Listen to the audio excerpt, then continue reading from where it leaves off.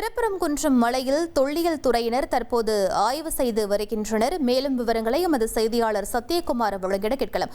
சத்யகுமார், இந்த ஆய்வு பணியில் யாரெல்லாம் ஈடுபட்டு கொண்டிருக்கிறார்கள்? என்னென்ன விஷயங்கள் தொடர்பாக ஆய்வு செய்து வருகிறார்கள்?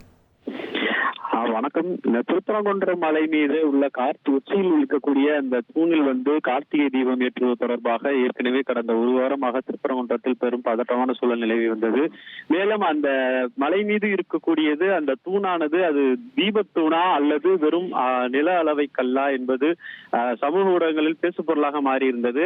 மேலும் இது குறித்து தற்போது மதுரை உயர் நீதிமன்றத்திலும் டெல்லியிலும் இந்த வழக்கானது நிலுவையில் உள்ள நிலையில தற்போது தமிழக தொல்லியல் துறை சார்பாக 7 பேர் கொண்ட குழு, அதாவது இதனுடைய இணை இயக்குனர் யாத்திஷ்குமார் என்பவரின் தலைமையில 7 பேர் கொண்ட தொல்லியல் துறை அதிகாரிகள் மதுரை மாவட்ட ஆட்சித்தலைவரின் உத்தரவின் பேரில் தற்போது இந்த திருப்பரங்குன்றம் மலை மீது ஒரு ஆய்வை மேற்கொண்டு வருகின்றனர்.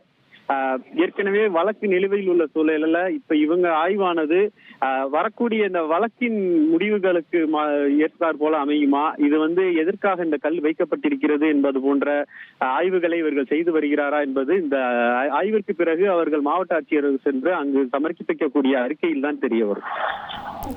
விவரங்களுக்கு நன்றி சத்யகுமார். உங்கள் தந்திவன் தொலைக்காட்சியில் கர்ணன் தினமும் இரவு 7 மணிக்கு காண தவறாதீர்கள்.